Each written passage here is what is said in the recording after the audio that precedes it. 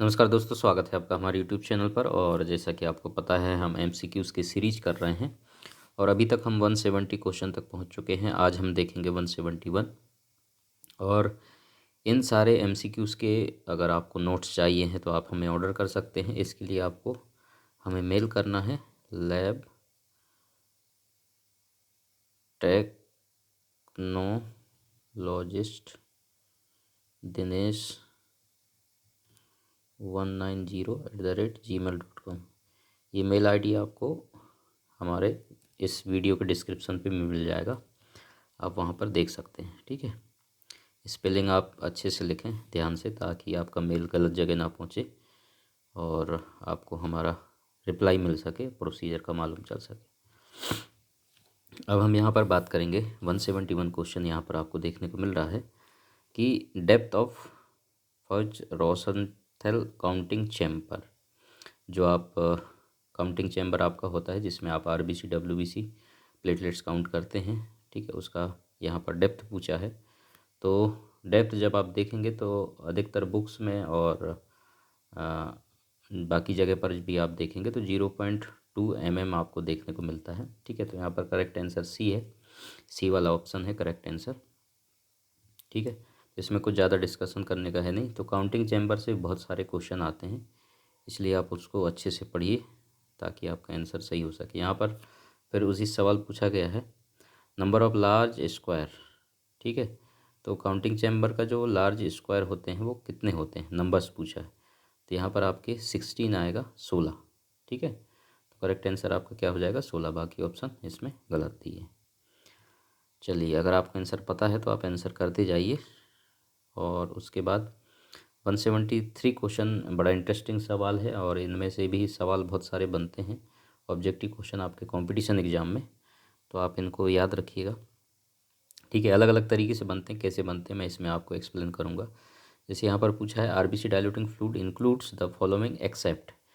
इस तरीके से क्वेश्चन आते हैं तो आप कंफ्यूज हो जाते हैं। कंफ्यूज नहीं होना है आपको। इसमें सवाल पूछा है सारे के सारे आरबीसी डाइल्यूटिंग फ्लूइड हैं केवल एक को छोड़कर।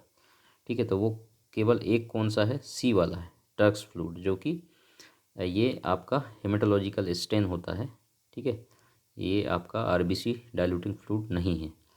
तो करेक्ट ऑप्शन इसमें कौन सा हो जाएगा, सी। बाकी सब डाइल्यूटिंग फ्लूइड है, जैसे कि फॉर्मल साइटेड सॉल्यूशन हो गया, ठीक है, हेम्स फ्लूइड हो गया, ठीक, टाइसन फ्लूइड हो गया, ये सारे के सारे आपके आरबीसी डाइल्यूटिंग फ्लूइड्स में आते हैं। इनके कंपोजिशन से सवाल पूछता है। ठीक है, उसमें से सवाल जैसे पूछेगा निम्नलिखित में से आरबीसी डाइल्यूटिंग फ्लूइड कौन सा है। मान लो के बाद ऑप्शन में आपका इनमें से 1 2 3 में से कोई एक दे दिया, मान लो के बाद हेम्स का दे दिया, बाकी सब अलग अलग दे दिए। तो आपको इस तरीके से भी सवाल आते हैं। फिर सवाल कैसे आते हैं, कंपोजिशंस पूछ लेगा, हेम्स का, फॉर्मल साइटेड सॉल्यूशन का या टाइसन फ्लूइड का, किसी का भी कंपोजिशन पूछ के उसमें से सवाल दे देता है।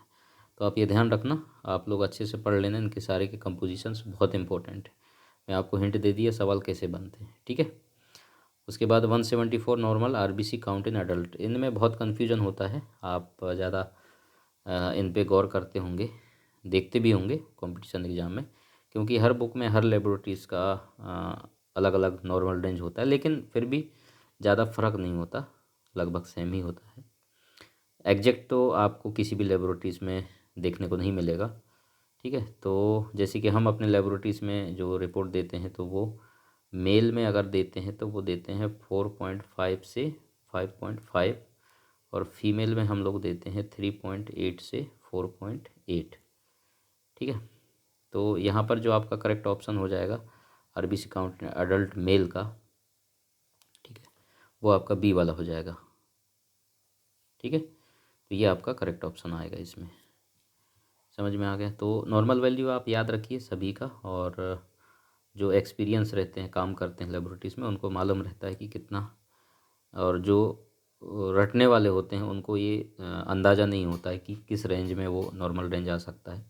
इसलिए आप रटने पे ज़्यादा फोकस ना करें, एक्सपीरियंस और प्रैक्टिकल पे ध्यान दें, ताकि आप ऐसे क्वेश्चन का आंसर कर सकें। क्योंकि ऐसे क्वेश्चन में बहुत कन्फ्यूजन रहते हैं, बाद में आप जा कर के आर्ग्यूमेंट करने से कोई फ़ायदा नहीं है कि अरे मैंने तो ये पढ़ के गया था, इतना होना चाहिए, ऐसा कैसे हो गया। तो वो सारी चीज़ें फिर आपके अपवाद के तौर पे होंगे। इसलिए आप ध्यान रखें, एक्सपीरियंस लें और इन चीज़ों पर ध्यान दें। 175 यहाँ पर क्वेश्चन पूछा है, करेक्ट WBC काउंट का फॉर्मूला यहाँ पर कौन सा होगा। तो यहाँ पर करेक्ट आंसर आपका ए होगा, 102 uncorrected WBC upon 100 + n RBC upon 100 WBC। ठीक है, बाकी ऑप्शन सब इसमें रॉन्ग है, ऑप्शन आप देख सकते हैं क्या क्या है।